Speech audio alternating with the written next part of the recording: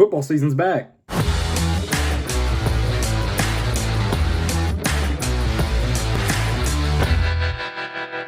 What's going on, everybody? Welcome back to the channel, and in today's video, yes, this is kind of a late upload for a video like this because we are literally on the day of the first game of the season. But today we're going to be talking about power rankings heading into week 1 of the NFL season. But before we get started, make sure to go on down below and subscribe if you are new and leave a like if you do enjoy, and let's get right into it. Starting off at number 10, I got the Cincinnati Bengals, and this is a team who this whole offseason, they didn't know if they were going to sign their star defender, and that is Trey Hendrickson. And they got that deal worked out. They worked out a new deal with him. They also got the big three, of course, with Ja'Marr Chase, T. Higgins, and Joe Burrow. And the only question is, there's no way to predict, is Joe Burrow going to be able to stay healthy this whole season? I mean, it's been 4 years since, I guess, he's had his last fully healthy season, and that would have been the year that he took him to the Super Bowl.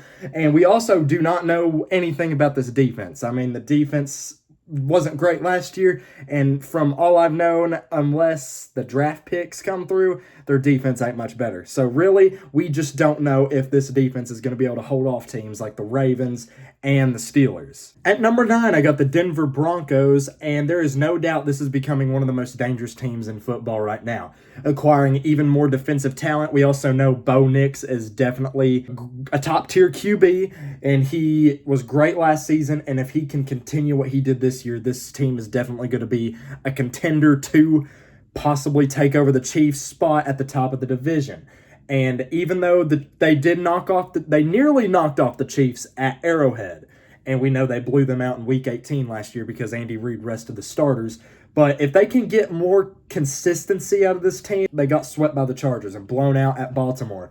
And they only won 2 games against teams that finished over 500. So Sean Payton has done a great job retooling this team and making it better. But right now, I do have them at number 9.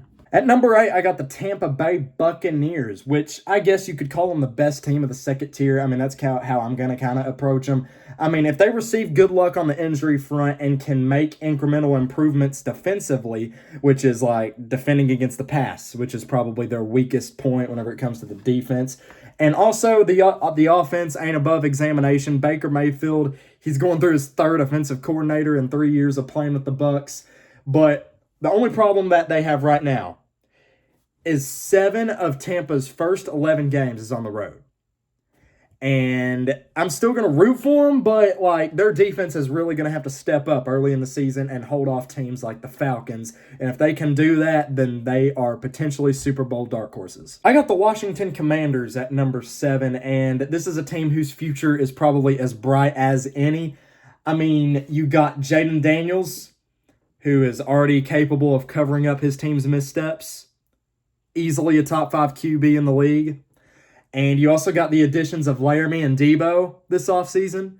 You also got the rookies such as Josh Conerly, Trey Amos, and Jake Reed-Crosky-Merritt, who their potential is a value that can't be ignored. I'm still a little bit concerned about the defense unless the pass rush and the secondary can make big turnarounds. At number 6, I got the Green Bay Packers, and this team is probably the biggest team in the NFL right now. I mean, you just got Micah Parsons, which is huge. That is the biggest move of the offseason, no doubt.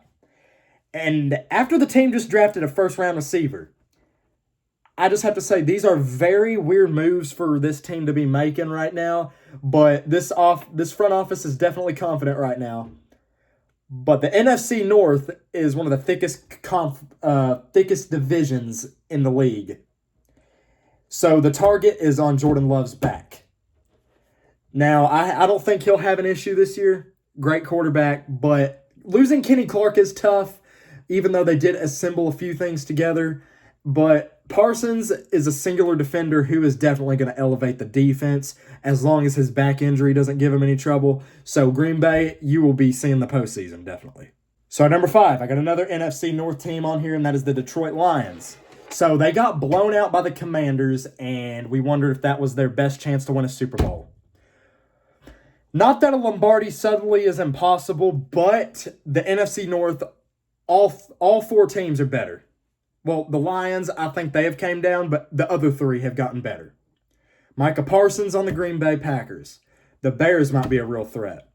And the Vikings ain't going anywhere.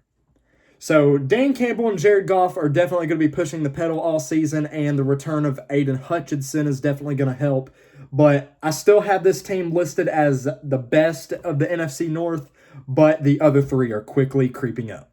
At number 4, I got the Kansas City Swifties. Now, this is a team that I thought their offense core was going to be pretty tough. And then Rashee Rice gets suspended for 6 games.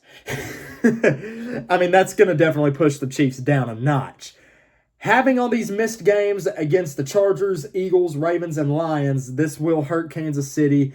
I still think the defense remains one of the better units in the NFL. And, of course, Patrick Mahomes is on the register. What? Patrick Mahomes is about to turn 30. And the Chiefs have finished atop the AFC West in all 7 of his seasons as a starter. Andy Reid is going for his 10th straight division title. There will be more threats within the division, but the Chiefs are just a team that you cannot rule out as title contenders. Number 3, I got the Buffalo Bills. Now, this is a team with 5 straight division titles, and they are definitely on the cusp for 6. With the other 3 AFC East teams still lagging, and Josh Allen is coming off an MVP season, and he is definitely going to be piloting a prolific offense again. The Bills do face some tough games, but they're mostly in Orchard Park, so they definitely have the home field advantage in the final season before they open a new stadium. This team would love nothing more than to send off their current home with a Super Bowl win, and personally, as a Bengals fan, I would like to see Josh Allen get a ring. I think nobody deserves it like Josh Allen. Joe Burrow deserves it too, but Josh Allen does deserve it. What likely will determine if that is possible after years of postseason deployment is how the defense fares. Now at number 2, I got the Baltimore Ravens. Now, I will say the AFC North is probably one of the toughest divisions in the NFL as well. Steelers have Aaron Rodgers. Joe Burrow and the Bengals are looking for a bounce-back season. The Browns, they're just there. But you got these 3 teams that are going to be competing for that division title. And right now, the Ravens will remain my favorite because Lamar Jackson has played at an MVP level for the past 2 years. And the Ravens weren't as gutted in the coaching staff as they usually are in the offseason. So consistency will help Baltimore in its quest for a 3rd division title. And with the biggest changes coming on their special teams, they have all 10 of their offensive starters back, as well as most of their defense, which performed at a high level last year. So if they can get to the bye week healthy and with this team doing what it's capable of, if they're in decent shape, I feel like it'll be a very strong year for the Ravens. At number 1, I got the Philadelphia Eagles. Exceptional talent, no doubt, even for championship standards. But whether they can reach that level again is questionable. They're definitely worse on both sides of the ball. Saquon Barkley, over 500 touches in 20 games, counting the playoffs. That's going to be hard to repeat, especially with the Madden curse. But there is a lot to like about this squad, and they are about to play the Cowboys, and we will see how much their offense can do. I hope they beat them by 30. I hate the Cowboys so much. But as of now, they remain the kings of the NFC East for now, and even with the Commanders getting stronger, there's no reason to remove them from the top spot at this point. Well, there you guys have it. Those are the top 10 teams heading into the NFL 2025-2026 season. We are right here. The first game is about to kick off, and I'm excited. But thank you all so much for watching this video. Make sure to subscribe and leave a like on your way out. Leave me some comments down below. Let me know some video suggestions or any other sport videos you want me to do, subjects you want me to talk about. Let me know in the comments down below. Thank you all for watching. I'll see you guys in the next one.